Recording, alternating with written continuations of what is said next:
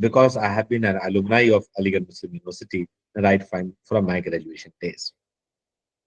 Dear friends, the topic which has been given to me is blended and digital learning strategies in the context of digital age, to which I have slightly renamed and said that changing instructional paradigm. That everything in and around us are changing. So the day-to-day instructional paradigm for we all teachers are also changing. And as part of that changed instructional paradigm, what we call is now it's a blended learning with the help of digital platforms and with the help of digital tool and technologies. So in this talk today, we will be discussing about first why the entire landscape is changing, why the teaching learning ecosystem is changing. First, we'll be talking on this. Then how we should adopt to these changes. And the third will be that what are those instructional paradigm, what are those strategies, what are those models which are relevant under changing ecosystem. This is the three dimension of my discussion, which maybe around out of 90 minutes, around 60, 70 minutes I'll be talking, and rest we can interact. In between my talk, if I'm not audible or slide is not changing, anyone can unmute and speak so that I can pay attention to that, because otherwise I will believe that I'm audible also, visible also, and my slide is also changing. And second, that if you wanted to have any question, please note it down, because in between my talk, I may not be in a position to go through the chat window. So you may write in the chat window as well, which I may refer after at the end of the talk, or otherwise in between. If you get a question, write on your piece of paper, and then at the end of the session, I will give you sufficient time. You can unmute and speak. Meanwhile, in between, please ensure that every participant is on mute, right? Thank you so much. This is what we'll be following the protocol. So, my dear friends, this particular concept that there is nothing constant in this world is very, very dear to me. That there is nothing constant in this world except change. It is the only change which is permanent. Nothing else is permanent. And that's why I say that change ourselves before we are changed. And चूंकि मैं अलीगढ़ से पढ़ के आया हूं, तो थोड़ी बहुत मैं कविताएं अलीगढ़ के डेज में भी लिखता था और आज भी लिखता हूं, तो मैंने इनसे कनेक्ट किया है। Change our self before we are change. That इंसान घर बदलता है, लिबास बदलता है। इंसान घर बदलता है, लिबास बदलता है, रिश्ते बदलता है, दोस्त बदलता है, फिर भी परेशान क्यों रहता है? क्योंकि हम अपने आप को नहीं बदलते। And that is how the Ghalib has said that उम्र भर गालिब यही भूल करता रहा, धूल चेहरे पे थी और मैं आईना साफ करता रहा। So my dear friends, we will not go behind that philosophy to blame the technology. एक बड़ी रेस और एक बड़ी होर में ऑल ओवर कंट्री देख रहा हूं कि लोग टेक्नोलॉजी को ब्लेम कर रहे हैं, because of this reason it has happened, because of this reason it has happened. So we will not go behind that race to blame the technology, rather we will try to learn the technology and take advantage, maximum advantage of its constructive contributions, which is coming for entire society. And teaching learning process in academia is no exception to that. So even to teaching learning process, please keep on mute. Even teaching learning process is a part of that change. So if everything in and around us will be changing, so we should be accepting the change. Rather, we should be adaptive and proactive to accept the change. And that's why I say change, change, change. There is an emergency to change. And what is the change? Follow blended learning. Use digital technologies or digital platforms for the purpose of the learning. That's the change which is going to happen. And that is why I say कि ये change के पीछे का background क्या है, इसके पीछे का पसे मंजर क्या है, इसके पीछे वो क्या चीजें पिछले 20 सालों में हुई हैं जिनकी वजह से इस चेंज की जरूरत है. द रीजन और the rational for the change we must understand, and for that I start from Chinese proverb which says that if you do not know where you are going, any road will do. लेकिन Watts Humphrey known quality scientist who is also termed as the father of the software quality engineering, जिनके model पे capability maturity model, जिनकी philosophy पे capability maturity model based है, और जिनके vision पे ये ACI software engineering institute of Carnegie Mellon University Pittsburgh, ये CMU पेटर्सबर्ग जो हम कहते हैं, वो बेस्ड है। उन्होंने almost around 75 years ago he came forward and said that Chinese proverb is not true। और हमें और आपको पता है कि अगर हमें किसी चीज को डिसप्रूव करना है तो एक ही काउंटर एग्जांपल देनी पड़ती है। And Watts Humphrey gave that counter example and said that if you do not know where you are, a map won't help। Believe me, अगर मेरे पास गूगल जैसा लिस्ट मैप हो लेकिन मेरी करंट लोकेशन न मेरे सिस्टम को पता हो, न मेरे मोबाइल को पता हो, न मुझे पता हो, तो मैं उस गूगल से हेल्प नहीं ले सकता। तो एक गूगल जैसा GPS मैप भी अगर मुझे मेरी करंट लोकेशन पता नहीं है तो मदद नहीं कर सकता, तो कैसे कोई और स्ट्रैटेजी और कोई और मॉडल और कोई और टेक्निक हमारी मदद करेगा। इसी वजह से आपने देखा होगा हर एक प्रोसेस, चाहे वो एकेडमिक प्रोसेस हो चाहे इंडस्ट्री का प्रोसेस हो, review of literature, present state of art की एनालिसिस ये जरूरी होती है। पर्पस इसका है to identify the gap, to identify the sources where the changes are required and based upon which the improvement will be based। So we need to understand, चाहे आप research कर रहे हो, रिसर्च पेपर लिख रहे हो, रिव्यू ऑफ लिटरेचर एक important है। So when we are talking of changing the entire academic landscape, changing the day-to-day teaching learning process in the classroom, we must be in a position to do some review, and my next few slides will be based on review। तो उस review के लिए watts Humphry ने जो coat दिया वो ये है कि if we do not know where you are, if you do not know where you are weak or you went wrong, you cannot improve। मैं हमेशा ये कहता हूं कि हम सिर्फ अपनी शॉर्टकमिंग्स की एनालिसिस नहीं करेंगे, रादर हम पोस्टमार्टम एनालिसिस करते वक्त अपनी स्ट्रेंथ और अपनी वीकनेस दोनों की एनालिसिस करेंगे। We must know where we went right and where we went wrong. Where we went right are those successful factors which will help me to improvise, which will help me to practice in a more rigorous way and do it in a better way next time। And where I went wrong are such factors which I need to change, and because of the change I should stop those deficiencies and bring more value addition in the system। इस वजह से where I went wrong and where I went right दोनों की analysis की जरूरत।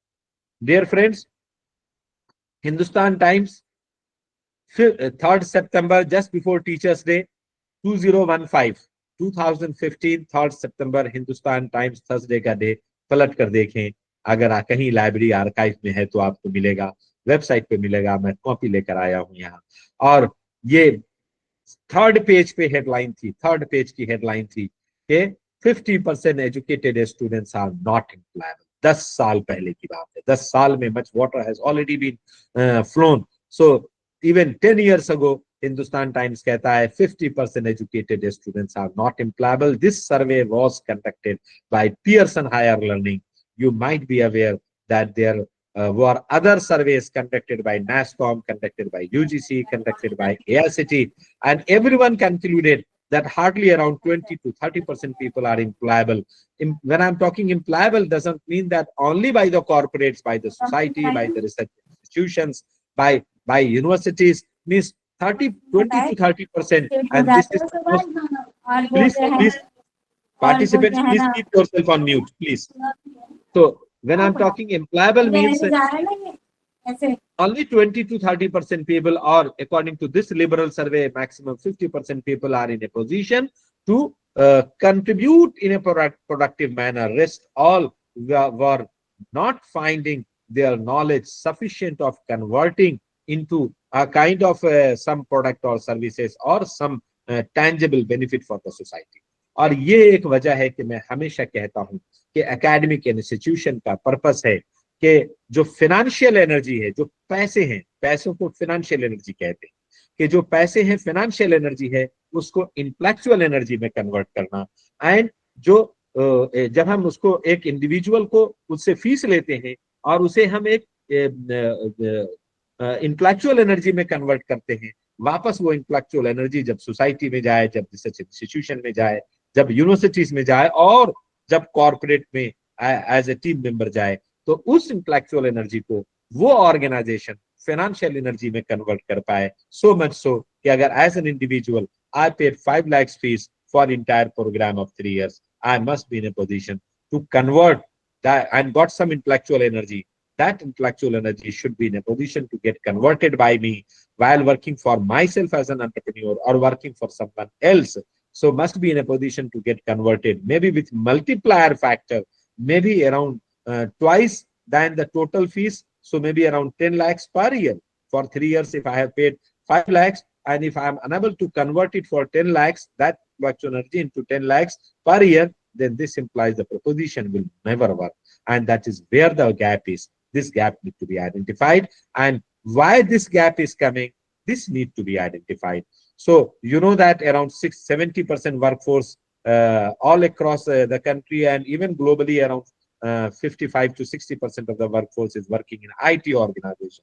This survey, which I am presenting, this graph which we are presenting to all of you, this figure has been taken from one of the presentation of Tata Consultancy Services. And Tata Consultancy Services, while talking to the directors, while talking to the principals, while talking to the placement in charges, said that there is a huge change in the mindset of the people from 2018 to 2028. Means in a span of 10 years, the mindset of the people has changed. Believe me, in the year 2000, when I went to purchase a mobile phone, I didn't have any idea.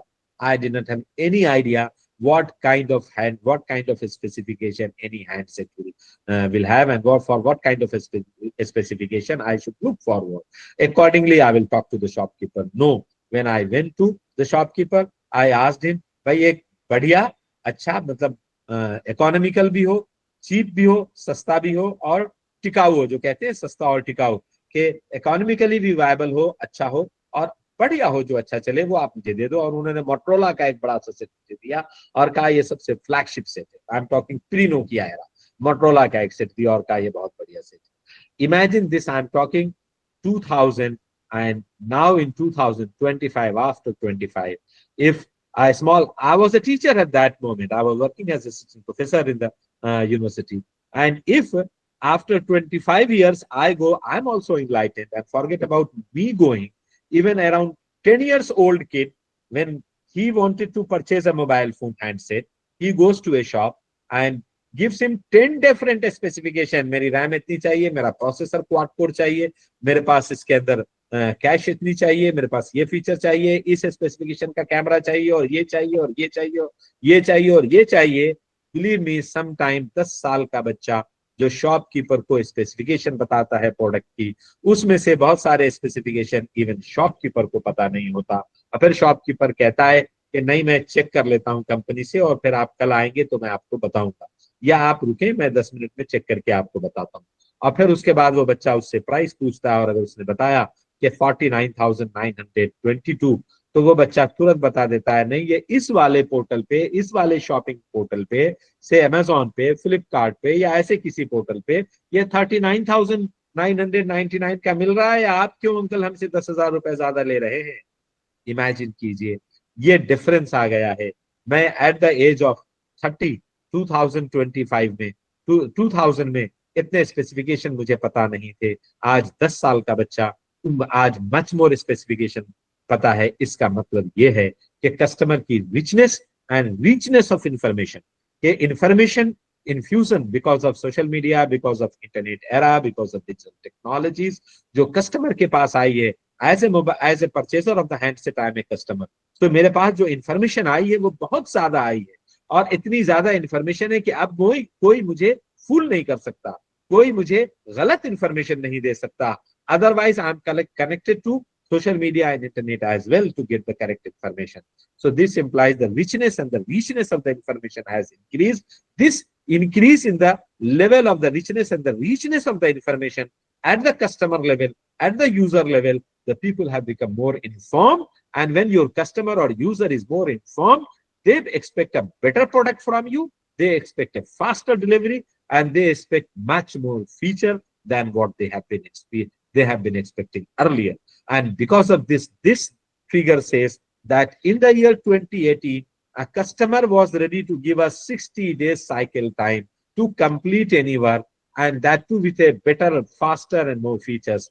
By the year 2026 will be coming, the same set of customers who are ready to give 60-day cycle time now will be expecting to deliver that product or service within 3 days. And by the year 2028 will be completed, the customer will expect the product or services same day. This implies 60 times the productivity need to be increased in a span of 10 years. So this is the degree of the agility in the mindset of the customer.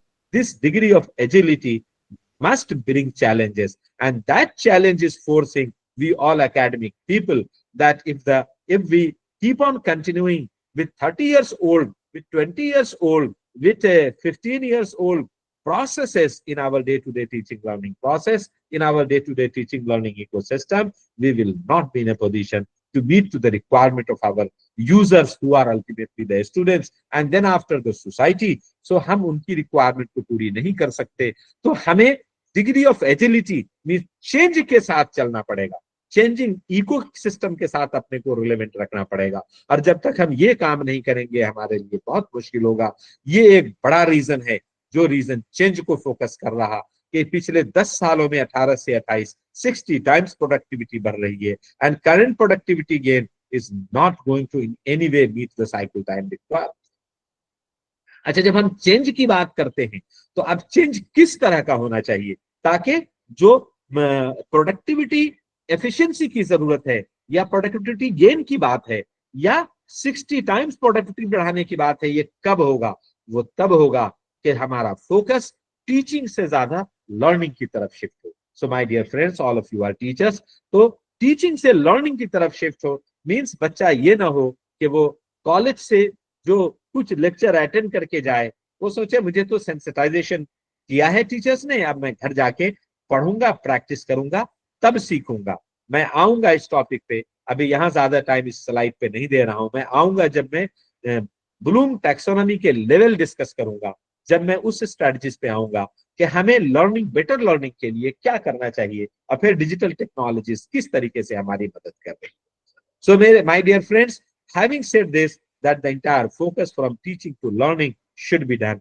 In addition to that, in today's connected age, in today's digital age, in today's age of 21st century, जहां बहुत IT information communication technology का बहुत ज्यादा infusion हो चुका है, इसमें जो हमें पढ़ा, जिन इंडिविजुअल्स को चाहे स्कूल में पढ़ाएं या कॉलेज में पढ़ाएं या यूनिवर्सिटी में पढ़ाएं, इनके लिए एट्रीब्यूट्स, एक एजुकेटेड प्रोफेशनल के क्या एट्रीब्यूट्स हैं, तो उन एट्रीब्यूट्स को सोसाइटी ने एज ए होल और इंडस्ट्री ने इन पर्टिकुलर जो फिल्टर किया, उस फिल्टर करने से ये पता चला कि ये 11 एट्रीब्यूट्स हैं, 11 एट्रीब्यूट्स हैं जिनकी हमें एक पढ़े लिखे इंडिविजुअल में इंस्टिल करने की जरूरत है। हम उनको सिखाएं कि वो कैसे अपने आप को इन 11 एट्रीब्यूट्स के अगेंस्ट, इन 11 एट्रीब्यूट्स के कंपैरिजन में अपने को प्रिपेयर करें, और हम टीचर्स अपने day to day teaching learning process को कैसे एग्जीक्यूट करें, कैसे डिलीवर करें कि हमारा जो चेंजिंग इकोसिस्टम है, उस चेंजिंग इकोसिस्टम में वही सब्जेक्ट पढ़ाते हुए, उसी सब्जेक्ट पे लेक्चर डिलीवर करते हुए ये सारे एट्रीब्यूट्स हम फोस्टर कर सकें। ये हमारा आज के दिन में सबसे बड़ा चैलेंज है, जिस चैलेंज को पहले मैं, इससे पहले कि एड्रेस करूं और एड्रेस पे आऊं, मैं क्विकली एट्रीब्यूट्स गिनती करा देना चाहता हूं। तो पहला एट्रीब्यूट है lessons learn from fail project. My dear friends, हम हमेशा से कहते आए कि मेरा अगला वर्जन पिछले वर्जन से बेटर होना चाहिए। मैं खुद 2025 में जिस क्वालिटी का हूं, मेरा नेक्स्ट वर्जन 2026 के अंदर मुझसे बेटर होना चाहिए। I must be a better version of my self than what I have been doing earlier. I must get a better accuracy, better efficiency in my next iteration than the previous iteration. ये simple वो बात है कि lessons learn from the fail project, हमें इस पे इसे apply करने की जरूरत। सेकेंड एंड थर्ड में इकट्ठा डील करना चाहूंगा कि एबिलिटी एंड अनसर्टेनिटी लाइफ में होगी, hard and soft factors life में होंगे। हमें अपने इंडिविजुअल्स को ये एबिलिटी सिखानी पड़ेगी, how to deal with ambiguous situation, how to deal with uncertain situation, how to deal with hard and soft factors together in your life. And this is no more a life skill. This is considered as a technical skill. And that is why I keep on saying कि ये जो ambiguity है life की, ये बहुत ही important है। मैंने आज आर्टिफिशियल इंटेलिजेंस का जमाना है और एआई बेस्ड टेक्नोलॉजीज हर जगह डोमिनेट कर रही हैं। मैंने 15 साल एआई पढ़ाया है और मैंने एआई पढ़ाते हुए ये 4 फैक्टर्स टुगेदर एड्रेस किया नेचुरल लैंग्वेज प्रोसेसिंग के अंदर। अगर मैं आपसे कहूं कि I saw the Taj Mahal flying over Agra, बताएं इसमें क्या एम्बिग्युइटी है और क्या अनसर्टेनिटी है। I saw the Taj Mahal flying over Agra, इसकी अगर हिंदी में इसका अनुवाद किया जाए, हिंदी में इसे ट्रांसलेट किया जाए, तो कोई ये ट्रांसलेट करेगा कि मैंने ताजमहल को आगरा के ऊपर उड़ते हुए देखा। ताजमहल तो उड़ नहीं सकता, must be me who was flying. तो इससे नेचुरल इंटेलिजेंस ये ड्रॉ होता है कि मैं जब फ्लाइट में जा रहा था, तो मैंने while crossing Taj Mahal, while crossing Agra, I saw Taj Mahal. लेकिन जो एक आर्टिफिशियल इंटेलिजेंस की मीनिंग है, वो ये मीनिंग हो सकती है, एम्बिगुअस मीनिंग हो सकती है।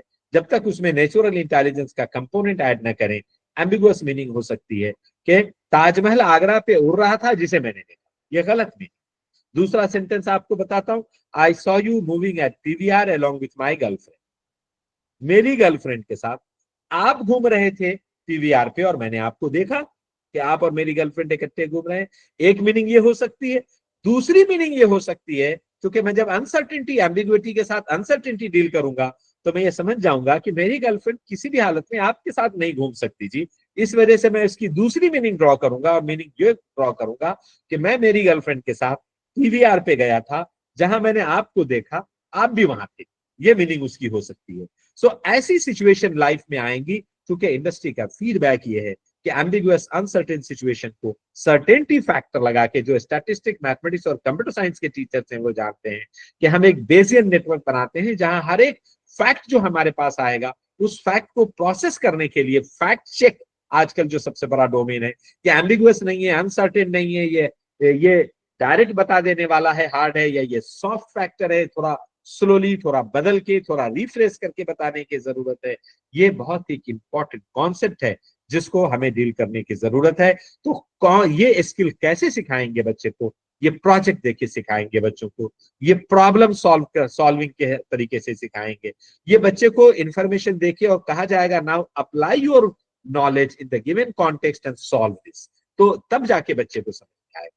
फोर्थ, के लॉजिक एंड मैथमेटिक्स, तो कम से कम 10वीं तक मैथमेटिक्स सबको पढ़नी चाहिए, ठीक से पढ़नी चाहिए, बिकॉज वो आपका और हमारा बेस बनता है हमें एक प्रॉब्लम सॉल्वर बनाने के लिए। एब्स्ट्रैक्शन, हर चीज हर लेवल पे, मैंने पिछली स्लाइड पे बताया कि मैं लर्निंग की स्ट्रैटेजीज जब आगे स्लाइड्स पे आऊंगा तब बात करूंगा, अभी नहीं कर रहा हूं। ये मेरी this is what abstraction I have follow, कि जब मैं जहां आऊंगा तब उसकी डिटेल वहां दूंगा। आज मुश्किल है कि अगर एक पेज के किसी ऐसे को, किसी कॉम्प्रिहेंशन को अगर मैं किसी बच्चे को कह दूं कि आप 2 लाइनों में फिर से लिख कर ले आओ, बहुत मुश्किल होता है। आप कहिए 3 पेज लिखो, वो लिख लाएगा, लेकिन 2 लाइन में पूरा जस्ट रिवर्ट करके ले आए बच्चा लिख के, बहुत मुश्किल काम है। इस एब्स्ट्रक्शन फैसल जो हम कैपेबिलिटी है हमारे लर्नर की, उसे इम्प्रोवाइज करने की जरूरत है। तभी हम 21st सेंचुरी डिजिटल एज के चैलेंजेस को एड्रेस कर पाएंगे। मैंने पहले बताया, पहला एजेंडा मैंने कंप्लीट किया कि हमें चेंज की क्यों जरूरत है, ब्लेंडेड और डिजिटल लर्निंग की क्यों जरूरत है।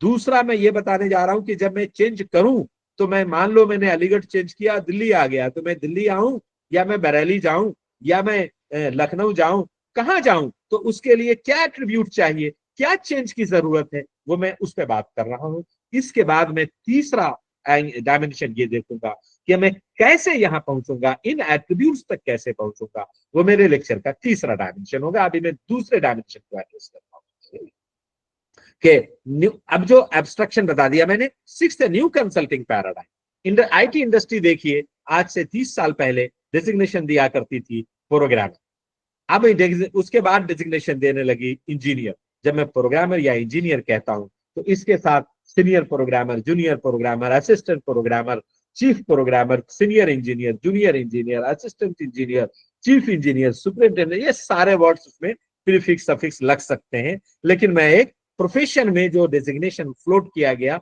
वो बता रहा हूं।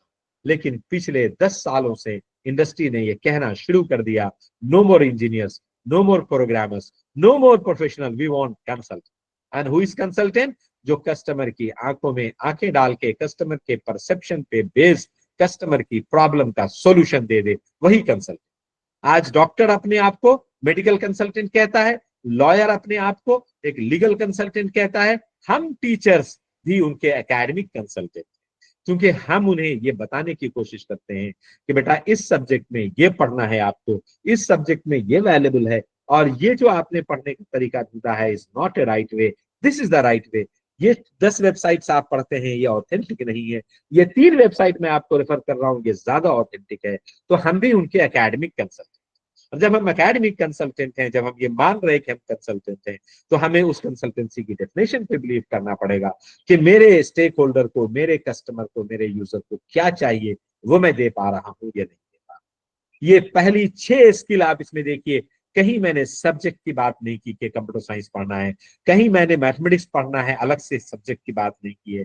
एक consolidated view of professionals in 21st century, a consolidated view of educated people in digital age की बात की है कि ये एट्रीब्यूट्स चाहिए। और इसी वजह से my dear friends 21st century digital age में एजुकेटेड लोगों की डेफिनेशन ये है, ये नहीं जो किताबों में लिखा है कि if you can read write and speak you are considered as educated. Rather, the definition for educated people in 21st century digital age is that if you can learn, unlearn and relearn। आप देखें, learn, unlearn and relearn. मैं हमेशा कहता हूं we are proud of rich Indian tradition. एक लड़की parents के अपने मायके में होती है, पेरेंट्स उसे 25 से 30 साल ग्रूम करते हैं, सिखाते हैं, पढ़ाते हैं, टीचर्स और पेरेंट्स मिलके उसे एक होलिस्टिक इंडिविजुअल बनाने की कोशिश करते हैं। जैसे ही वो शादी करके इन लॉस के घर में जाती है, बहुत सारे रीति रिवाज ट्रेडिशंस उनके इन लॉस के घर के हिसाब से हो जाते हैं। क्या ये लर्न, अनलर्न एंड रीलर्न की लाइव एग्जाम्पल नहीं है? We are proud of this rich Indian tradition that के एक जगह से दूसरी जगह जाएं आप और उनकी कल्चर को अडॉप्ट करें। This is what the change, this is what we have to be adoptive in changing ecosystem. So हमें चेंज करने की जरूरत पड़ती है। This is all about the first 6 aspect. Then next 7, 8, 9, 10, 11 and 7 देखें, basically it is team work. आजकल के changing context में, ये जो पिछले 8-10 सालों से कॉन्टेक्स्ट इकोसिस्टम बदल रहा, उस बदलते इकोसिस्टम के हिसाब से मैंने इसका नाम बदला है, because change, there is nothing constant except change. और मैंने इसका नाम लिखा है टीम वर्क को, learn to live with diversity. It is not possible that always I will get a team member of my choice. I will get team member of diverse choice. कोई किसी background का होगा, कोई IIT से आया होगा, कोई एबीयू से आया होगा, कोई एक सिंपल प्राइवेट कॉलेज से आया होगा, कोई इंडिया से आया होगा, कोई रशिया से आया होगा, कोई यूक्रेन से आया होगा। There will be huge diversity. There could be a diversity of intellectual background, diversity of caste, diversity of creed, diversity of religion, demographic diversities, etc., etc. We must appreciate that we must work in the diverse team for the purpose of that project for which we are working. तो हमें अपने बच्चों में, अपने students में, class में diverse team बना के उनको किसी एक प्रोजेक्ट पे काम सिखाने की, काम करने की आदत डालनी पड़ेगी through team work, through projects, through various activities, co-curricular activities, where they should learn to remain in a diverse situation. And Aligarh was one of the best examples which we learned during our study days at Aligarh. एक ही dining table में, एक ही dining table पे कोई भी religion का हो वो बैठ के खाना खा रहा हो, किसी भी बैकग्राउंड से हो, कोई भी फैमिली बैकग्राउंड हो, the poorest of the poor and richest of the richer, ये भी डाइवर्सिटी का हिस्सा है।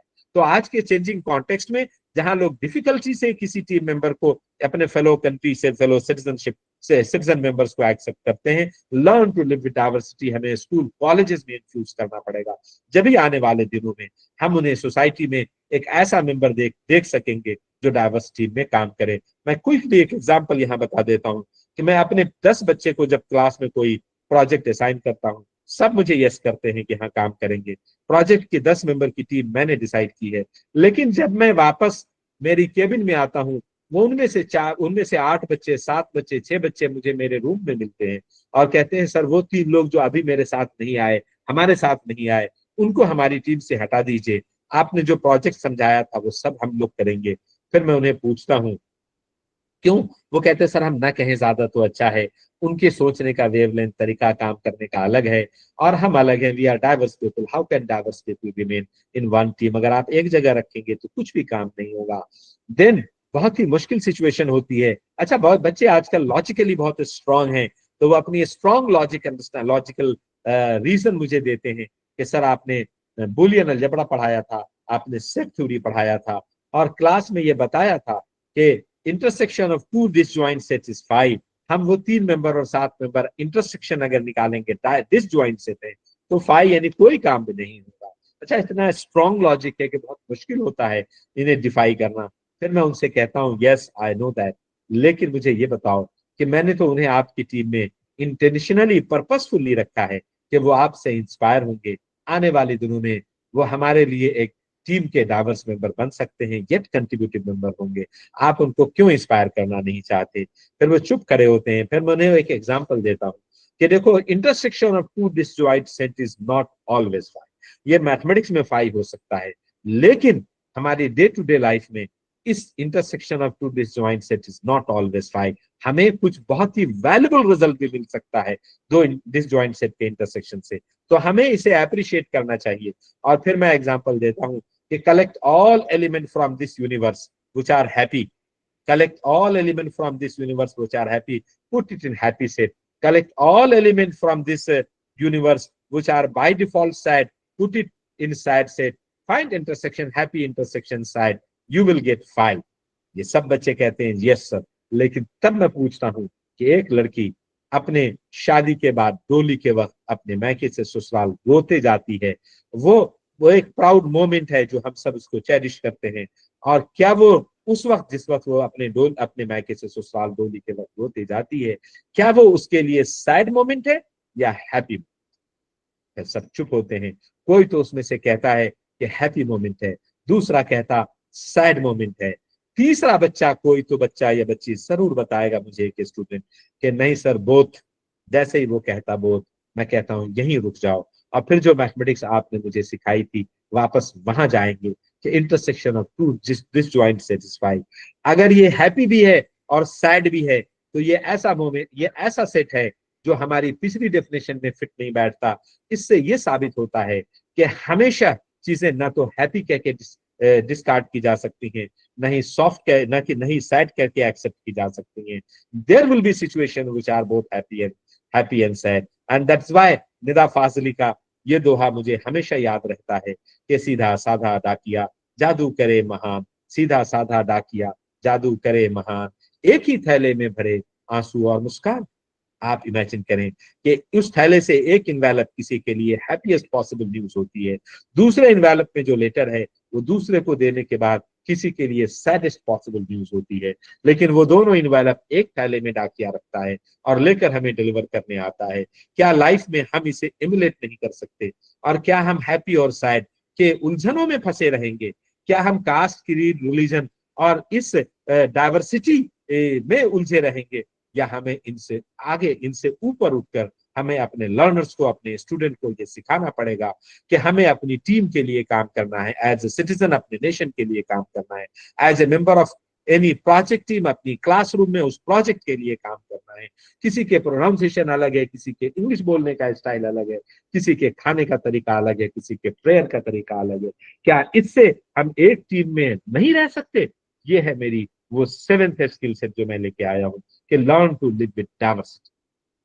अच्छा, इसमें एक और चीज बताता चलो कि ये प्रूवन गोल्डन रूल है कि 80% Pareto principle, 80% contribution comes from 20% of the contributor, and rest 20% contributor contributes to the extent of rest 80% contributor contribute to the extent of only 20%। मतलब 80-20 वो नहीं जो लोग कहते हैं, बल्कि पैरिटो प्रिंसिपल की बात मैं कर रहा हूं कि 80-20 में 80% कंट्रीब्यूशन 20% लोग करते हैं, एंड 80% लोग मिलकर सिर्फ 20% करते हैं। इसका मतलब ये नहीं होता, ये प्रूवन फिलॉसफी है, इसका मतलब ये नहीं है कि जो 20% लोग 80% कंट्रीब्यूट कर रहे हैं वो इगोइस्टिक हो जाएं, एरोगेंट हो जाएं। ये इसकी गुंजाइश प्रोफेशनल्स में, इसकी गुंजाइश सोसाइटी में नहीं है। ये प्रूवन है, तो हमें कोई ईगो, कोई एरोगेंस नहीं होनी चाहिए, because that kills our individuality, that kills our personality. So ninth skill set is good and positive communication. When I'm talking good and positive communication, I wanted to remind you to the fact, which is the philosophy of the management gurus, which says that even a technically sound proposal, if not presented nicely, is likely to get rejected, and a technically poor proposal, if presented nicely, likely to get accepted. हमें वो skill set अपने बच्चों में through better communication, through positive communication, through presentations continuously in the classroom, through collaborative projects where individual students should get sufficient opportunity to interact with diverse members of the team. ये communication skill ऐसी infuse करनी है जहां वो even a technically poor proposal if presented nicely likely to get accepted पे अमल करे, और अच्छी कम्युनिकेशन की वजह से मिसकम्युनिकेशन का चांस खत्म हो जाए, एम्बिग्युइटी अनसर्टेनिटी का चांस खत्म हो जाए, और वो अपनी बात समझा पाने में कामयाब हो जाए। इसी वजह से my dear friends, Nida Fazli का ये दो पंक्तियां फिर मुझे याद आती है कि कौन सी बात कहाँ कैसे कही जाती है, कौन सी बात कहाँ कैसे कही जाती है, ये सलीका हो तो हर बात सुनी जाती है। हमें अपने इंडिविजुअल स्टूडेंट्स को उस प्रोजेक्ट टीम या प्रॉब्लम सॉल्वर बनाने के वक्त इनफ कम्युनिकेशन हो और पॉजिटिव माइंडसेट के साथ हो, इफेक्टिव कम्युनिकेशन हो, इसका ध्यान रखने की जरूरत है। और digital technologies blended mode of learning में ये सारी अपॉर्चुनिटी आपको प्रोवाइड करेगी अगर आप इसे अपने स्टूडेंट्स, अपने लर्नर्स के लिए अवेल करना चाहें। Second to last two, quality as a social responsibility and lifelong learner. Quality, each one of us know that without quality you cannot survive in today's time. I have sufficient number of examples, use cases and like this share इनके साथ, लेकिन मैं skip करना चाहूंगा, life long learner पे मैं वापस आना चाहूंगा और ये क्विक एक आपको यूज केस दिखाना चाहूंगा कि एक पेशेंट, वेदर खराब हो रहा है, सर्दी जुकाम का टाइम आ गया है, लोगों को वायरल हो रहा है, पेशेंट थोड़ा सा डिजीनेस फील कर रहा था, तो पेशेंट अपने फैमिली डॉक्टर के पास जाने के बजाय किसी नए डॉक्टर के पास आज गई और पेशेंट को जैसे ही डॉक्टर साहब ने देखा, लाइफ लॉन्ग लर्निंग बता रहा हूँ, पेशेंट को जैसे ही डॉक्टर साहब ने देखा, डॉक्टर साहब ने कहा कि my dear patient, your case is quite complicated. अब अगर आप बताएं कि एक छोटी सी डिजीनेस के लिए कोई पेशेंट जाए और डॉक्टर उसको कह दे कि आपका केस क्वाइट कॉम्प्लिकेटेड है, तो पेशेंट का कॉन्फिडेंस बढ़ेगा या पेशेंट का कॉन्फिडेंस और हिल जाएगा? पेशेंट का कॉन्फिडेंस और ज्यादा हिल जाएगा। और वो पेशेंट जो अच्छा होने की चाहत में गया था, वो पेशेंट जो इस उम्मीद में गया था कि उसकी छोटी मोटी प्रॉब्लम की डॉक्टर साहब कुछ दवा और कुछ प्रिकॉशन बता देंगे और पेशेंट ठीक हो जाएगा, वो पेशेंट और ज्यादा खराब हो जाएगा। तो पेशेंट ने घबराते हुए पूछा, why doctor, what happened to? And then you know doctor what doctor replied, you got a disease from the chapter which I left as optional during my studies. Imagine करें कि एनईपी आ गया है, उससे पहले चॉइस बेस्ड क्रेडिट सिस्टम आ गया है, जहां learner को ये पूरा फ्रीडम दे दिया गया कि आपको क्या पढ़ना है और क्या नहीं पढ़ना है, यू योरसेल्फ डिसाइड। हम ये कहते हैं कि कैफेटेरिया की प्लेट है, ला कार्टल प्लेट है, कि जहां हम जाएं और अपनी मर्जी से पापड़ तो आधा लें और रसमलाई 4 ले लें, और आज दाल मखनी बहुत अच्छी है तो वो बाउल भर के ले लें, और उसके बाद आज मुझे राइस नहीं खाना तो मैं राइस नहीं ले लूं और मैं रोटी ले लूं सिर्फ, एंड दूसरे दिन मैं इसको बदल लूं। एग्जैक्टली सेम तरीके से अपनी अपनी बास्केट से बच्चा अपने हिसाब से अपने कोर्सेज को चूज कर सकता है, उस कोर्सेज के बेसिस पे क्रेडिट चूज कर सकता है, फाइनली कितनी क्रेडिट उसको मिली है उस क्रेडिट के बेसिस पे वो अपनी यूनिवर्सिटी को अप्लाई कर सकता है, and based on the number of the credits earned by the student he will get a degree and a suitable degree. जरूरी नहीं है कि फर्स्ट ईयर मैंने बीटेक कंप्यूटर साइंस सोच के एडमिशन लिया बीटेक कंप्यूटर साइंस में और मैं 4 साल के बाद बीटेक कंप्यूटर साइंस करके ही बाहर जाऊं। ऐसा हो सकता है कि 1 साल के बाद मैंने मन बदल लिया, पहले साल के जो मेरे 50 क्रेडिट है उनमें से 40 मुझे काम आ गए, फिर मैंने कुछ नए क्रेडिट्स अर्न किए, अपनी यूनिवर्सिटी भी बदल लिया, अपना टीचर भी बदल लिया, वो 40 क्रेडिट लेके मैं दूसरी जगह गया, वहां से कुछ और क्रेडिट हासिल किया, एंड 4 साल के एंड पे मैंने जो डिग्री मिली मुझे वो बीए और BSc in liberal science, liberal arts है ना, अब लिबरल साइंस आ रहा, BSc in liberal science degree मिल गई। कहा मैंने एडमिशन लिया था बीटेक कंप्यूटर साइंस में। आप इमेजिन करें ऐसी सिनेरियो में तो बहुत सारी चीजें होंगी जो नहीं पता होगी हमारे इंडिविजुअल्स को। क्या वो जब सोसाइटी में जाए और ऐसा डॉक्टर बन के प्रैक्टिस करे तो would you like to go to such a doctor? Never. This implies हमें अपने बच्चे में through projects, through use cases, through case study, through problem, through role plays, through co curricular other activities, ये instil करना पड़ेगा life long learning की habit. जब हम उनका असेसमेंट करें, जब उनका एग्जाम लें, तो थोड़ा थोड़ा एनालिटिकल सवाल पूछना पड़ेगा, ये बताने के, ये समझाने के लिए कि बच्चे ने समझने के लिए कि बच्चों के अंदर लाइफ लॉन्ग लर्निंग है नहीं। ये क्लियर करना पड़ेगा कि syllabus is just an scope to bound the teaching learning process but is not the end. तो आपको सिलेबस पे नहीं रुकना। अगर ये नहीं करेंगे तो आने वाले दिनों में हम जिस जनरेशन को प्रोड्यूस करके जिस जनरेशन को लाना चाह रहे हैं वो जनरेशन नहीं आएगी, और उसकी जिम्मेदारी लोगों पे नहीं, हम टीचर्स पे होगी। So we have to take that challenge कि हमें वो जनरेशन सामने आना चाहिए जिस जनरेशन से हम अच्छा कुछ सीखने की कोशिश कर रहे हैं। तो अब मैंने अब तक जो बात की वो एट्रीब्यूट्स की बात की, और इन एट्रीब्यूट्स को मैं एक जगह समअप कर रहा हूं, जिस जिस पे बेस्ड हमें अपनी नई स्ट्रैटेजीज डिजिटल एंड बाकी 21st century blended mode of learning पे हमें बात करनी है। तो मैं अब डायमेंशन 2 को समअप कर रहा हूं, एजेंडा 2 जो मेरा था, कि हमने बात की कि सब्जेक्ट नॉलेज चाहिए, टीम वर्क चाहिए, effective communication, positive and good communication चाहिए, क्वालिटी मिस नहीं कर सकते, क्योंकि अदरवाइज आपके पास आजकल इतनी सारी क्वालिटी एजेंसीज हैं, इतनी सारी क्वालिटीज बॉडीज हैं, नैक है, एनबीए है, एनआईआरएफ है, एबेट है, ये सब आपके पीछे होंगी। तो आपके पीछे वो क्यों, आप उनके पीछे रहिए और कहिए है मैं अपना काम अपनी क्वालिटी से करता हूं, आप जब चाहो मुझे विजिट करो, जब चाहो मुझे एसेस करो। And fifth, life long learner में बनाने की जरूरत है।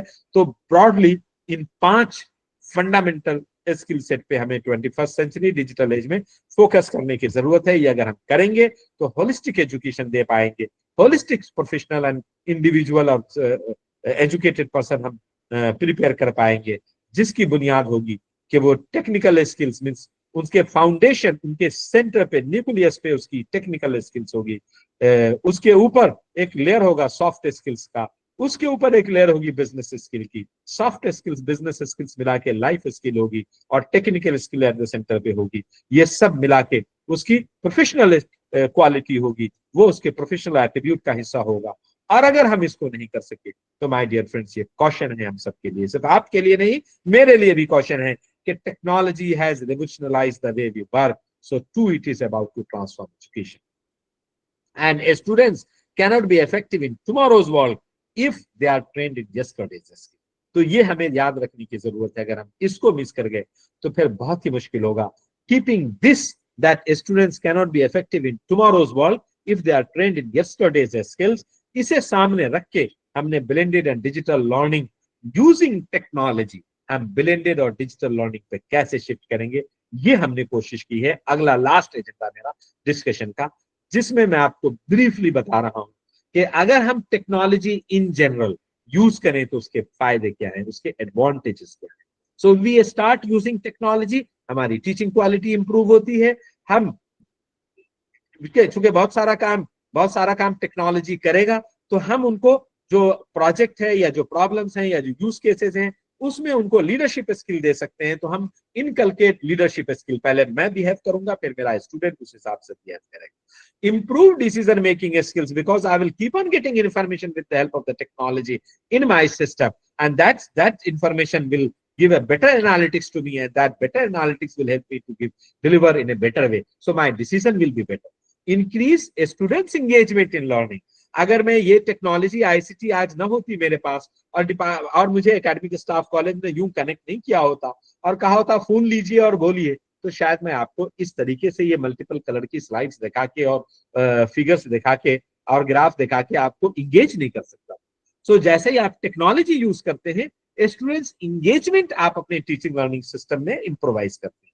Improve economic viability of a student, हर जगह हम टीचर नहीं पहुंच सकते। जैसे मैं आज अलीगढ़ नहीं आ पा रहा हूं, लेकिन मैं ऑनलाइन आपसे मिल रहा हूं, और ये इकोनॉमिक वायबिलिटी सबके लिए कर रहा हूं। आप एक जगह बैठे हैं, आप भी अलग अलग जगह से इसे अटेंड कर सकते हैं, और इसकी इकोनॉमिक वायबिलिटी बढ़ सकती है। Make it affordable for everyone. Next, increase relevance and real world application of academics. अब बिकॉज ऑफ टेक्नोलॉजी हमें प्रॉब्लम, प्रोजेक्ट्स, यूज केसेस बहुत आसानी से मिलेंगे, तो मैं रियल वर्ल्ड एप्लीकेशन की तरफ शिफ्ट करूंगा, ना कि मैं बोर्ड पे वो कुछ चीजें लिखता बैठूंगा और वहीं में मेरा लेक्चर खत्म हो जाएगा।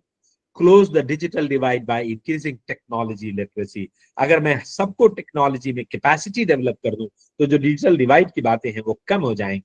एंड ये सब करके मैं क्या कर रहा हूं, ये सब करके मैं build 21st century skills, 21st century digital age professionals बना रहा हूं, जिसकी डेफिनेशन मैंने बताई, लर्न, अनलर्न एंड रीलर्न होगी। ये एडवांटेजेस है जब हम डिजिटल और ब्लेंडेड लर्निंग यूज करेंगे तब। अब आप देखें डिजिटल और ब्लेंडेड लर्निंग में जैसे ही हम बात करते हैं, सबसे प्राइम फोकस होता है कि इंफॉर्मेशन एंड कम्युनिकेशन टेक्नोलॉजी कैसे यूज होगी। अब आप देखें, अगर आईसीटी नहीं है, अगर मेरे पास आईसीटी नहीं है, तो आप देखें एक टीचिंग लर्निंग एड्स है, दूसरा टीचर है, तीसरा पीयर ट्यूटरिंग है, चौथा ई लर्निंग सॉफ्टवेयर है, सब आइसोलेशन में काम कर रहे हैं। जैसे एक आईसीटी ने इन्हें कनेक्ट किया, आप देखें क्या एडवांटेज है, क्या इकोसिस्टम बदल गया कि बिना आईसीटी के लर्नर्स, ये स्टूडेंट्स हैं, ये किस पे डिपेंडेंट है, ये सारे अभी एक टीचर पे डिपेंडेंट है, और टीचर बेचारे को कहाँ फुर्सत, सुबह से शाम तक इसमें लगे हैं। और बच्चे, स्टूडेंट्स के पास कोई दूसरा ऑप्शन नहीं, इंफॉर्मेशन सोर्स नहीं। जैसे हम ब्लेंडेड एंड डिजिटल लर्निंग शुरू करते हैं, ये सारे ऑल्टरनेटिव स्कोप क्रिएट हो जाते हैं जो खड़े होते हैं, और स्टूडेंट्स को कहता है नो वरी एट ऑल, आज तेरे टीचर ने ये नहीं पढ़ाया, मैं पीयर ट्यूटर हूं अवेलेबल आपके लिए। टीचिंग एड्स कहता है don't worry, I have teaching ads for you, जो उसको मैं यूज कर रहा हूं, और आप कहीं भी बैठे रहोगे, मैं थ्रू दिस टीचिंग एड्स आपके लिए वॉशिंगटन डीसी से और ऑक्सफोर्ड से और हार्वर्ड से एक्सपर्ट कनेक्ट करके लाऊंगा। And of course e learning software is ready to guide.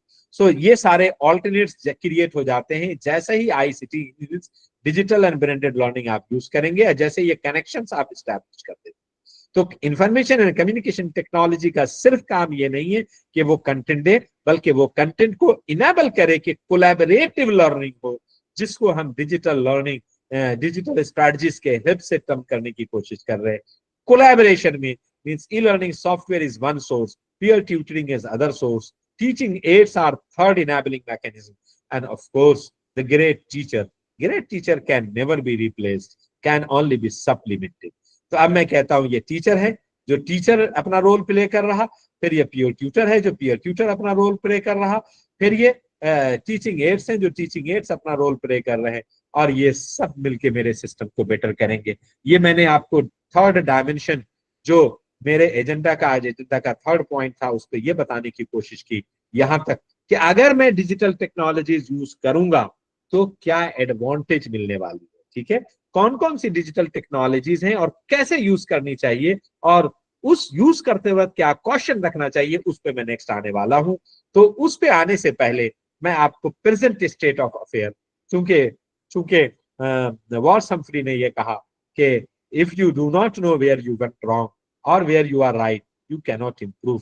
तो हम इम्प्रूव करें उससे पहले आज जितनी भी क्वालिटी असेसमेंट ऑर्गेनाइजेशन आपके पास आएंगी या आपके पास आपसे मिलेंगी, चाहे वो नैक हो, एनबीए हो, या एनआईआरएफ हो, या एबेट जैसी ऑर्गेनाइजेशन हो, या आईएसओ हो, या सीएमएम हो, सब आपसे पूछेंगी कि आपका काम, ये Bloom taxonomy is a great pyramid which makes us to understand कि हमें किस लेवल पे लर्निंग करनी है और कैसे कराएं। अब आप एग्जिस्टिंग सिचुएशन देखें, क्विकली रिव्यू कर लें। आप सबको पता है कि ये 6 लेवल्स हैं ब्लूम के। पहला लेवल रिमेंबर है, दूसरा अंडरस्टैंड है, मतलब level 1 is remember, level 2 is understand, level 3 is apply, level 4 is analyse, level 5 is evaluate, and level 6 is create. ये मैं क्यों लेके आया हूं, क्योंकि जो ब्लेंडेड डिजिटल लर्निंग मॉडल है वो इनके विपरीत चलता है, इस वजह से मैं लेके आया हूं। और मैं नैक और एनबीए को भी कहता हूं कि आपको ये थोड़ा करेक्ट करना चाहिए, और प्राइमरीली मैं ये आपको डिस्कस, आपसे के साथ डिस्कस करके फ्लिप क्लासरूम आपके साथ डिस्कस करने वाला हूं। उस फ्लिप क्लासरूम के लिए ये मेरा बेसिस है कि remember, understand, apply, analyse, evaluate and create. अब हम क्लास में देखें, हम अपनी, अब रिमेंबर से कनेक्टेड कुछ कीवर्ड्स हैं, अंडरस्टैंड से कनेक्टेड कीवर्ड्स हैं, अप्लाई और सबसे। तो अब एक टीचर क्लास अपना लेक्चर प्रिपेयर करता है 40 घंटे 50 घंटे, क्लास में जाता है, क्लास में ये डिस्कस करता है, और फिर बच्चे से सवाल पूछता है what is this, what do mean by this, define this. तो अगर ये पूछते रहेंगे हम, एंड ये पूछते रहेंगे, तो हम कौन से लेवल को एड्रेस कर रहे हैं, हम रिमेंबर और अंडरस्टैंड को एड्रेस कर रहे हैं। और अगर हमारा सारा फोकस क्लास में रिमेंबर अंडरस्टैंड में रह गया, तो फिर हम क्या सिखाने की कोशिश करेंगे, हम कैसे लोअर ऑर्डर थिंकर को हायर ऑर्डर थिंकर बनाएंगे, हम कैसे स्लो परफॉर्मर को या स्लो लर्नर को एक हायर और फास्ट लर्नर बनाएंगे, कैसे चेंज कर पाएंगे, नहीं चेंज कर पाएंगे। इसीलिए हम इनसे बाहर निकल के फ्लिप क्लासरूम मॉडल पे आने वाले हैं। आप यहां देखें, यहां मैंने लिखने की कोशिश की है कि too much time is spent at the basement of the Bloom's pyramid means remember, understand पे। ये देखें कितना बड़ा वॉल्यूम है, कितना बड़ा वॉल्यूम है, और बहुत ही कम टाइम मिलता है ऊपर क्रिएट का। जो पिरामिड में लोग पोजीशन है वो देखिए, क्रिएट को कितना कम मिला, इवेल्युएट को थोड़ा ज्यादा मिला, और रिमेंबर को देखिए कितना बड़ा। पिरामिड की यही सबसे बड़ी प्रॉब्लम है कि पिरामिड के बॉटम पे हमारा सारा टाइम जाता है डेफिनेशन में, रिमेंबर और अंडरस्टैंड में, और जब वो वैल्यूबल चीज आती है, जब तक हमारे पास टाइम नहीं बचता है, हमारे 50 घंटे खत्म हो जाते हैं, फिर सेमेस्टर का एग्जाम होता है, और एग्जाम होने के बाद अगला सेमेस्टर। तो मैंने लिखने की कोशिश की है कि too much time is spent at the basement of the Bloom's which does little to facilitate higher order thinking. तो हमें क्या करना चाहिए? हमें ये करना चाहिए कि teacher time engagement is least for more valuable levels. इस वाले लेवल्स पे हमें टीचर का टाइम नहीं दे पा रहे हैं, हम रिमेंबर और अंडरस्टैंड में उलझे हुए हैं। हमें जाना चाहिए इवैल्यूएट और क्रिएट पे। इस वजह से मैंने बताया है कि हम फ्लिप क्लासरूम कॉन्सेप्ट यूज करेंगे। ये पहली स्ट्रैटेजिकल चेंज है, पहला आपके हम फ्लिप क्लासरूम यूज करेंगे। फ्लिप क्लासरूम जैसे यूज किया आईसीटी के साथ, वो ब्लेंडेड हो गया आपका। जैसे आईसीटी और आपकी डे टू डे टीचिंग को मिक्स कर लिया आपने और फ्लिप क्लासरूम यूज किया, तो वो ब्लेंडेड हो गया। बट फ्लिप क्लासरूम आप यूज ही नहीं कर सकते जब तक कि आपके पास डिजिटल टेक्नोलॉजीज का आप सहारा न लें, जब तक कि आप टीचिंग एड का सहारा न लें। फ्लिप क्लासरूम क्या कह रहा है? फ्लिप क्लासरूम ये कह रहा है कि बॉटम पे क्रिएट है, इवेल्युएट है, उसके मिडिल में एनालाइज और अप्लाई, जो पहले भी मिडिल में था, और टॉप पे रिमेंबर और अंडरस्टैंड है। और आप शुरू करें अब यहां से, पहले हम नीचे से बॉटम टू अप गए थे, अब हम टॉप डाउन जाएंगे। और चेंज क्या करेंगे कि teacher time engagement should be more for higher level which is more valuable in 21st century, Lorin Anderson कहता है। और वो ये बता रहा कि रिमेंबर अंडरस्टैंड, जिसपे हम पूरे 50 घंटे में से तकरीबन 40 घंटे क्लासरूम में लगाते थे, अब मुझे रिमेंबर अंडरस्टैंड पे सिर्फ 5 घंटे लगाने हैं। और बाकी के जो 40 घंटे या 35 घंटे उसमें से हमने कम लगाए, वो through video, through study material, through role plays, हमने बहुत कुछ सिमुलेटर्स, हमने टीचिंग एड्स, हमने ट्यूटोरियल बना रखा है। मेरे पोर्टल पे अवेलेबल है, पब्लिक डोमेन पे अवेलेबल है, स्वयं पोर्टल पे अवेलेबल है। मैं बच्चों को गाइड करूंगा, 1-2 दिन डेमो दूंगा और गाइड करूंगा कि ये पढ़ के मेरी क्लास में आना। क्लास में आते मैं एक टेस्ट लेने वाला हूं, उस टेस्ट से आपकी कैपेबिलिटी जज करूंगा, आपका लेवल जज करूंगा कि how prepared you are for my class. So अगर क्लास के प्रिपरेशन के लिए बच्चा पहले से पढ़ के आएगा, तो ये फ्लिप क्लासरूम कॉन्सेप्ट है। और मैं बच्चे का जो मैक्सिमम टाइम क्लासरूम में टीचर का इंटरेक्शन होगा, वो अप्लाई एनालाइज पे होगा, during the classroom apply analyse पे होगा। और जब उसके बाद बच्चा घर जाएगा, अभी क्या होता है, बच्चा रिमेंबर अंडरस्टैंड टीचर करवाता है, फिर बच्चे को होमवर्क देता है, वो maximum to maximum apply analyse के लेवल का होता है, लेवल 4 तक। एंड लेवल 5-6 हम छोड़ देते हैं। जब वो इंडस्ट्री में जाता है तो ही रिमेन्स एब्सोल्युटली ब्लैंक, उसे पता ही नहीं रहता मैं इंडस्ट्री के काम को, इस नॉलेज को पैसे में कैसे कन्वर्ट करूं, मीन्स इंटेलेक्चुअल एनर्जी को फाइनेंशियल एनर्जी में वापस कैसे कन्वर्ट करूं, जिसके लिए मैंने ऑलरेडी बच्चे से फीस ली है, फाइनेंशियल एनर्जी, वो बिल्कुल ब्लैंक होता है। तो इस सिचुएशन को डील करने के लिए फ्लिप क्लासरूम किया है, जस्ट रोल को रिवर्स कर दिया।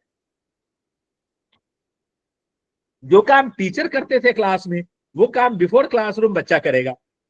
जो काम बच्चा घर जाके होमवर्क में करता था, वो ड्यूरिंग द क्लासरूम होगा, अप्लाई एनालाइज। और जो काम बच्चा इंडस्ट्री में जाके करता था, वो अब बच्चा घर पे होमवर्क करेगा। तो बच्चे को पहले रिमेंबर अंडरस्टैंड के लिए आपको सफिशिएंट टीचिंग मटेरियल देना है। वो वीडियो हो सकती है, वो टीचिंग एड हो सकता है, वो कंप्यूटर बेस्ड ट्यूटोरियल हो सकता है, वो कोई प्रायर लेक्चर की रिकॉर्डिंग हो सकती है। और जो बच्चा क्लासरूम में आएगा, तो लेवल 3 लेवल 4 पे हम टीचर उसको लेके आएंगे, और लेवल 5 लेवल 6 का असाइनमेंट देना है। इसका मतलब है कि असाइनमेंट का लेवल भी ट्रांसफॉर्म करना पड़ेगा, असाइनमेंट के लेवल को ओवरहॉल करना पड़ेगा, और अपने क्लासरूम की पीपीटी, अपने क्लासरूम के इनपुट को चेंज करना पड़ेगा, और project based problem based learning लानी पड़ेगी, तभी वो अप्लाई और एनालाइज होगा। और जो क्लासरूम की एक्चुअल पीपीटी थी, वो बच्चों को प्रीरिक्विजिट में दे देना पड़ेगा कि बच्चा क्लासरूम से पहले करके आ जाए। अगर ये करने लगे हम, तो हमने blended learning using digital strategies ढंग से अप्लाई किया, and probably the outcome will be much better than what we have been doing. Believe me, I apply this for MCA program in my university at my college level, my department, and this gives me wonderful result. अब आप में से बहुत सारे लोगों को पता होगा कि इंजीनियरिंग में एडमिशन आसानी से होता है। We also run BTech and MTech program in the campus. Almost everyone gets admission at one other college. So MCA का जो इंटेक है वो बहुत पुअर हो गया है। आमतौर पे national institute of open schooling, जो NIUS के बच्चे हैं, वो आते हैं MCA प्रोग्राम करने के लिए, जिनको +2 के बाद अच्छी अपॉर्चुनिटी किसी अच्छे इंजीनियरिंग कॉलेज में नहीं मिला, या जो बच्चे नहीं जा सके इंजीनियरिंग में और डिस्टेंस लर्निंग से बीसीए या ग्रेजुएशन करते हैं, वो आते हैं। उन बच्चों को फ्लिप क्लासरूम मॉडल से कन्वर्ट करके हम बीटेक से बेटर प्लेसमेंट उन एमसीए के बच्चों को दिला रहे हैं, and just in 2 years means 3 semesters पढ़ाई। तो ये बहुत ही कंस्ट्रक्टिव अप्रोच है। अगर हम इस तरीके को अप्लाई करें ब्लेंडेड वे में और फ्लिप क्लासरूम को फॉलो करें, ये उसी फ्लिप क्लासरूम से रिलेटेड एक एग्जांपल है जो मैंने आपको दिखाने की कोशिश की है कि यूट्यूब वीडियो दे सकते हैं अपने बच्चों को, आप कोई पॉडकास्ट दे सकते हैं, वीडियो कास्टिंग दे सकते हैं। इसके अलावा आप बच्चे के कॉन्सेप्ट से रिलेटेड कुछ वीडियो खुद बना सकते हैं, वो बच्चे को दे सकते हैं। मैं आमतौर पे वीडियो देता हूँ, पीपीटी स्लाइड्स देता हूँ, सेंट्रलाइज मटेरियल रखा है जो बच्चों को देता हूँ, और बच्चों को ये समझाने की, काउंसलिंग करने की कोशिश करता हूँ कि जब आप आए तो ठीक से पढ़ के आए, आप समझ के आए, अच्छे से अपने को प्रिपेयर करके आए। या आप अच्छे से प्रिपेयर करके आएंगे तो क्लासरूम में जो टीचर आपको पढ़ाना चाह रहे, you will get a much better input by the teachers, and then you will be in a better position to interact with the teachers and make use of the time। ये एक और slide है जो मैं इसके साथ use करना चाहता हूँ, वो ये इस वजह से कि हमारे पास इस वक्त कौन कौन से emerging models in the context of digital technologies available हैं जिस पे हमें फोकस करने की जरूरत है। तो बहुत सारे लर्निंग मैनेजमेंट सिस्टम हैं जो ब्लेंडेड डिजिटल लर्निंग स्ट्रेटजीज में यूज होते हैं, जैसे मूडल है, ट्यूटर है, एली एकेडमी है, टैलेंट एमएस है, लिटमस है, और बहुत सारे, आप कैनवास है, वाइट ब्लैक बोर्ड है, टैलेंट एमएस है, ऐसे बहुत सारे आप ढूंढेंगे तो आपको मिल जाएगा। आप Moodle is open source for around 500 students. अगर इससे ज्यादा है तो मूडल को आप पैसे देके ऐप पे कॉन्फ़िगर कर सकते हैं, सर्विसेज से आप कॉन्फ़िगर कर सकते हैं। और एलएमएस बहुत फेमस है, आप जो चाहे उसमें से यूज कर सकते हैं। Second, government of India has also taken initiative much before that. I have all my study material available on my web portal, which students not only of my institution but from all across the country and overseas keep on referring me। और मेरे लिए इतनी बड़ी बात होती है, मैं किसी सिटी में किसी प्रोग्राम के लिए जब जाता हूँ, वहां एक सेशन लेके जब मैं नीचे उतरता हूँ स्टेज से, बहुत सारे टीचर्स, बहुत सारे बच्चे मिलते हैं, वो मुझे कहते हैं सर आपकी वेबसाइट पे डेटा स्ट्रक्चर का मटेरियल मैंने वहां से डाउनलोड करके पढ़ा था, क्वेश्चन पेपर सॉल्व किए थे, प्रीरिक्विजिट हमने लर्निंग रिमेंबर अंडरस्टैंड का किया था, और बहुत अच्छा लगा सर, जस्ट वांटेड टू पे यू थैंक्स के आप करते रहे, बहुत अच्छा है। और कितनी खुशी इतने लोगों के बीच में वो कहते होती है, क्योंकि मैं एमआईटी का open course work, MIT is a Pioneer in doing that. MIT is a निश इंस्टीट्यूशन, टॉप 5 के अंदर, फर्स्ट सेकंड थर्ड में होता है ऑफ द वर्ल्ड। तो उनके ओपन कोर्स वर्क का ओसीडब्ल्यू के नाम से चलता था, बहुत ही फेमस है, जिसको इमुलेट करके हमने बहुत सारे चेंजेस के साथ, असेसमेंट टूल्स के साथ हमने इमुलेट किया है, जो जिसको हम मूक कहते हैं, मैसिवली ओपन ऑनलाइन कोर्सेज, जिसके अंदर गवर्नमेंट ने ऑफिशियल पोर्टल स्वयं का बनाया, study webs of active learning for young aspiring minds. Coursera बहुत फेमस है, खान एकेडमी फेमस है, एडीएक्स फेमस है। मैं उडेमी आउट करता हूँ इससे, क्योंकि वो सिर्फ वीडियो दिखाते हैं, वो रिमेंबर अंडरस्टैंड के लिए ठीक है और रेस्ट ऑफ द लेवल के लिए ठीक नहीं है। फ्यूचर लर्न है, कॉग्निटिव क्लास है, आईवर्सिटी है, उडासिटी है, ऐसे बहुत सारे हैं। टाइम की पॉसिटी की वजह से मैं वीडियो रोक रहा हूँ क्योंकि मैं आपसे इंटरेक्ट कर सकूं, और वीडियो फिर कभी किसी और मौके से दिखाएंगे जब 1-to-1 इंटरेक्ट करेंगे। तो इनमें से कोई भी आप, जो भी आपको सूट करे, आप यूज कर सकते हैं। और इसके साथ मैं ये कहना चाहूंगा कि गए वो जमाने जब हम कहते थे सोशल मीडिया से दूर रहो, और तकरीबन 15 साल पहले तक मैं भी मेरे कैंपस में एज ए डायरेक्टर फायरवॉल लगा रखा था, सारी सोशल मीडिया साइट्स रिस्ट्रिक्ट कर रखी थी, सब ओपन कर दी है माय डियर फ्रेंड्स। और ये स्टैनफोर्ड के वेब पोर्टल पे अवेलेबल है पेज, फ्यूचर जनरेशन के लिए इनपुट है, जो मैंने वहां से कॉपी करके आपको दिखाने के लिए यहाँ रखा है। If you are a teacher, be network teacher, if you are a student, be network a student, remain with all social media, because next generation learning will be through social media, through Twitter, through LinkedIn, through YouTube, through Facebook, through Google। next generation learner यहीं से create होगा। अगर मैं अपने बच्चे के साथ Facebook पे, मैं अपने बच्चे के साथ लिंक्डइन पे, मैं अपने स्टूडेंट्स के साथ इंस्टा पे अगर कनेक्टेड रहूंगा, तो मैं अपने क्लास में ये कल्चर इन्फ्यूज कर सकूंगा कि बेटा आप लोग जो ट्विटर पे, या आप लोग जो इंस्टा पे पोस्ट कर रहे हैं, या फेसबुक पे पोस्ट कर रहे हैं, एफबी पे, वो पोस्ट आपके day to day teaching learning system को इम्प्रोवाइज नहीं कर रहा। रादर आपको एकेडमिक ग्रुप बनाएं, कोलैबोरेटिव लर्निंग करें, और वहां उससे रिलेटेड चीजें पोस्ट करें, मैंने ये कंपलसरी किया है हर एक स्टूडेंट को मेरे कैंपस में कि लिंक्डइन का अकाउंट होगा और मिनिमम एक एकेडमिक पोस्ट हर हफ्ते बच्चा करेगा, मिनिमम एक एकेडमिक पोस्ट, वन पोस्ट हर हफ्ते करेगा, जिस पोस्ट से ये रिफ्लेक्ट होना चाहिए कि इस हफ्ते कोई सर्टिफिकेट हो किसी एकेडमिक प्रोग्राम की जो किया उसकी एक छोटी सी रिपोर्ट हो और उसके साथ कोई सर्टिफिकेट हो व्हाट ही लर्न, कि उससे ये पता चले कि इस वाले प्रोग्राम की वजह से मेरे स्टूडेंट ने ये सीखा है और ये इसके अंदर चेंज आ गया है and this change has helped him to perform this task in a much better way. तो ये कंडीशन लगाई है मैंने, आप भी कैसी कंडीशन लगा सकते हैं एंड कोलैबोरेटिव लर्निंग को फोकस कर सकते हैं। दूसरी best practice for team work के लिए मैं ये करता हूं कि लाइव प्रोजेक्ट बच्चों को देने की कोशिश करते हैं और जहां बच्चों को डाइवर्स बैकग्राउंड के मेंबर टीम में डालते हैं। तीसरा, प्रेजेंटेशन मस्ट है, चाहे आपकी प्रेजेंटेशन स्किल बहुत अच्छी है उसके बावजूद भी, because that presentation skill will make him a good quality और holistic individual by improvising the communication skills. So ये मैं करता हूँ। डियर फ्रेंड्स, 2030 एसीएम ने एक स्पेशल इंटरेस्ट ग्रुप बनाया था जिसका पहला टारगेट था 2025 जो इम्प्रोवाइज करके बदल के 2030 कर दिया।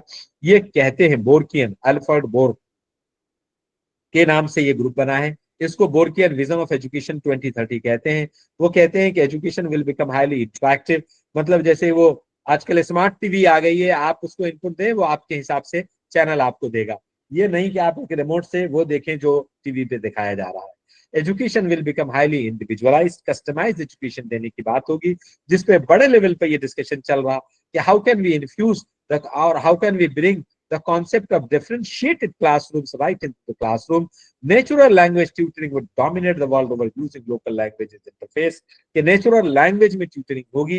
Education will become highly accessible and computer mediated. ये digital and blended को appreciate कर रहा कि बिना आईसीटी के आप इमेजिन नहीं कर पाएंगे, चाहे आप हिंदी पढ़ा रहे हो, उर्दू पढ़ा रहे हो, संस्कृत पढ़ा रहे हो। Quality will become a social responsibility. You cannot miss the quality. And physical libraries will be replaced by digital libraries, जिसका नाम अल्फ्रेड बोर्क ने कहा है साइब्रेरीज होगी, which will be accessible world over. And many of such libraries are available now. Google will help you to know that. And बस इतना ध्यान रखना है कि all libraries are not authentic. अब हम आप ऑनलाइन मिल रहे और हमारी प्रोडक्टिविटी इंक्रीज हो रही है, online education would increase the academic productivity. And दो बहुत ही बोल्ड स्टेटमेंट हैं जिनको मैंने कलरफुल बनाने की कोशिश की है कि education would become learner centric rather than faculty centric, which we have been experiencing since ages, and teaching learning system will change from existing teacher push to learner pull, ये याद रखना है। एंड अगर हम में से किसी ने अभी तक ये इनमें से कुछ अप्लाई नहीं किया तो do not worry. Failure is not when you fall down, but when you fail to get up. And success is not when you succeed to get up, but how quickly you get up. मैं हमेशा कहता हूं कि हमें सिर्फ commitment चाहिए, हमें सिर्फ पैशन चाहिए, हमें एक विल चाहिए। इसी वजह से कहा जाता है कि when there is a will, there will be a way. मैं हमेशा कहता हूं कि पैशन का कोई सब्स्टिट्यूट नहीं। आप एज ए टीचर हो, एज ए स्टूडेंट हो, every one of us is a learner and for learner passion और जेन्युइन का कोई सब्स्टिट्यूट नहीं है, कोई दूसरा ऑप्शन नहीं है। अगर मैं पैशनेट हूं तो रिजल्ट आएगा। बशीर बद्र की बहुत ही फेमस गजल है जिसके 4 मिसरे को मैं थोड़ा से उनकी माजरत के साथ, थोड़े से चेंज के साथ, तो उन मिसरों में थोड़े से चेंज के साथ आपके लिए लाया हूं, जो मैं पैशन की डेफिनेशन के लिए, जुनून की डेफिनेशन के लिए यूज करता हूं। और मिसरे ये है, पंक्तियां ये है कि आंखों में रहा दिल में उतर कर नहीं देखा, आंखों में रहा दिल में उतर कर नहीं देखा, कश्ती के मुसाफिर ने समंदर नहीं देखा। कि आंखों में रहेगा ऑन द फ्लाई और गोता नहीं लगा पाएगा, तह तक गहराई तक क्वालिटी तरीके से काम नहीं करेगा, जुनून नहीं लाएगा। तो फिर ऐसे ही है कि जैसे छोटे छोटे दरियाओं में कश्ती चलती रही लेकिन समंदर का डेप्थ कहाँ पता चला। तो कश्ती के आंखों में रहा दिल में उतर कर नहीं देखा, कश्ती के मुसाफिर ने समंदर नहीं देखा, जब से चला हूं मंजिल पे नजर है मेरी, राह में कभी मुड़कर मील का पत्थर नहीं देखा। कौन सा बेंचमार्क, कहाँ का माइलस्टोन, मैं तो जुनून में था, उस जुनून में बढ़ता चला गया, और जब कभी मुझे होश आया, उस जुनून से बाहर आने आया, तो मैं देखा कि माइलस्टोन तो मेरा कब का पूरा हो चुका है, मैं माइलस्टोन से बहुत आगे आ चुका हूँ। आप यकीन माने जिस पेंटियम चिप ने और जिस माइक्रो प्रोसेसर ने पूरी दुनिया बदल डाली है, ये एक छोटा सा मोबाइल हमारे हाथ में आज एक सुपर कंप्यूटर के जितना, आज से 20 साल पहले के सुपर कंप्यूटर के जितनी कैपेबिलिटी रखता है। ये सिर्फ उस माइक्रो प्रोसेसर का कमाल है, जो माइक्रो प्रोसेसर एक लेबोरेटरी में इंजीनियर्स ने कुछ और बनाते हुए कोई और फैब्रिकेशन हो गया, कुछ गलत फैब्रिकेशन हो गया, उस फैब्रिकेशन से जो चिप तैयार हुई उसका नाम माइक्रो प्रोसेसर हुआ, जिसने इंसिडेंटल डेवलपमेंट है, जिसने पूरी दुनिया में कंप्यूटिंग का नहीं, हमारे वे ऑफ लाइफ का तरीका ही बदल डाला। तो अब तक कुछ नहीं चेंज किया तो कोई बात नहीं, आज और इस वक्त हम चेंज कर लेंगे। तो इस पैशन के साथ हम आगे बढ़ेंगे। ये कुछ रेफरेंसेस थे जो मैंने यूज किया है, जिसमें ई लर्निंग, टीसीएस का एक बड़ा पोर्टल है, यूज किया है, ओपन कोर्स वर्क एमआईटी का यूज किया है, एंड स्वयं पोर्टल भी यूज किया है। बाकी कुछ यूट्यूब के वीडियोस थे जो मैंने आज आपको दिखाए नहीं। मैं शेयरिंग बंद कर रहा हूं। जो लोग यहाँ है वो मेरा कॉन्टेक्ट डिटेल नोट कर सकते हैं, इसलिए मैंने ये स्लाइड यहाँ रखी है। और आपको अगर कभी भी कोई भी अगर आपको ऐसी डिफिकल्टी आती है तो आप कभी भी मुझे इस नंबर पे कांटेक्ट कर सकते हैं। व्हाट्सएप ग्रुप है आपका, तो आप व्हाट्सएप ग्रुप से मुझे मिल सकते हैं। अब ये फ्लोर मुझे लगता है कि तकरीबन 20 मिनट, 15 से 20 मिनट बचा हुआ है। अब ये फ्लोर ओपन है। आप में से वो सारे लोग जो कुछ सवाल पूछना चाहते हैं वो सवाल पूछ सकते हैं। मैंने शेयरिंग स्टॉप कर दी है और now I am open for your queries, your discussion. Thank you so much. Anyone who has query can unmute and ask me questions. वैसे मैंने कांटेक्ट डिटेल शेयर किया है, आप एट इन लेटर स्टेज मुझे WhatsApp पे कनेक्ट हो सकते हैं और ईमेल पे कनेक्ट हो सकते हैं।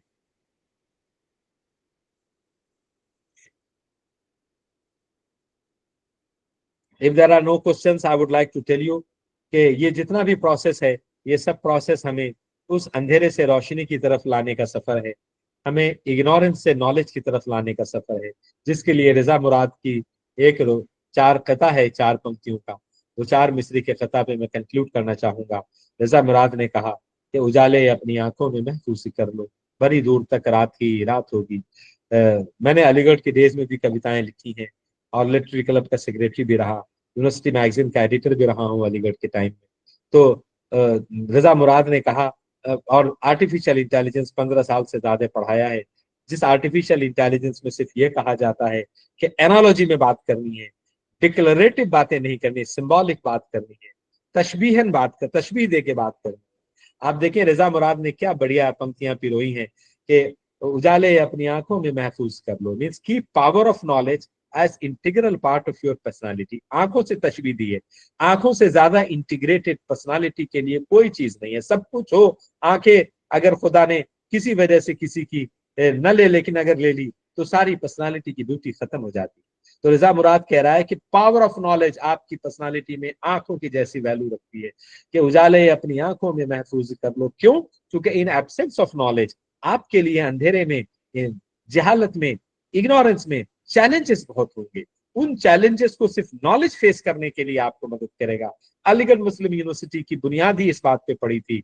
सर सैयद अहमद खान ने, हमारे फाउंडर ने, जब उन्होंने 1857 का रिवोल्ट देखा और 1857 के रिवोल्ट को, 1857 के रिवोल्ट को जिस तरीके से ब्रिटिशर्स ने किल किया और जिस तरीके से हिंदू और मुसलमानों के बीच में खाई प्रोड्यूस की, सर सैयद अहमद खान को ये लगा कि अगर लोगों, मैंने अपनी कम्युनिटी को एजुकेट नहीं किया, मैंने लोगों को एजुकेशन नहीं दिया, मैंने लोगों को ये अरबी फारसी उर्दू के साथ साथ अगर मॉडर्न एजुकेशन नहीं दिखाई, तो एक वो दौर आएगा जब वो पढ़े लिखे लोगों के सामने आंखों में आंखें डाल के बातें नहीं कर पाएंगे, वो डे टू डे प्रॉब्लम का सोल्यूशन नहीं निकाल पाएंगे। इसलिए एजुकेशन आया था। और इसीलिए जो इस्लाम को मानते हैं वो तो ये कहते हैं कि हमारी जिंदगी का आगाज ही तरह से हुआ है, पढ़। तो इस पढ़ने वाली चीजों को रजा मुराद ने कैसे तशबीह दी है कि उजाले अपनी आंखों में महफूज कर लो, बड़ी दूर तक रात ही रात होगी, मुसाफिर हो तुम भी, मुसाफिर हैं हम भी, किसी मोड़ पे फिर मुलाकात होगी। Thank you so much my dear friends, wish you all the best, God bless you all.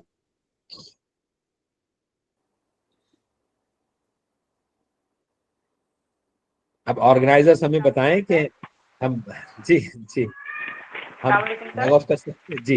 वालेकुम सलाम। So that was a wonderful lecture, and I wholeheartedly enjoyed throughout from the very beginning till the end. Thank you very much for such an enlightening session. My pleasure. My pleasure. Thank you so much. And can I log out now?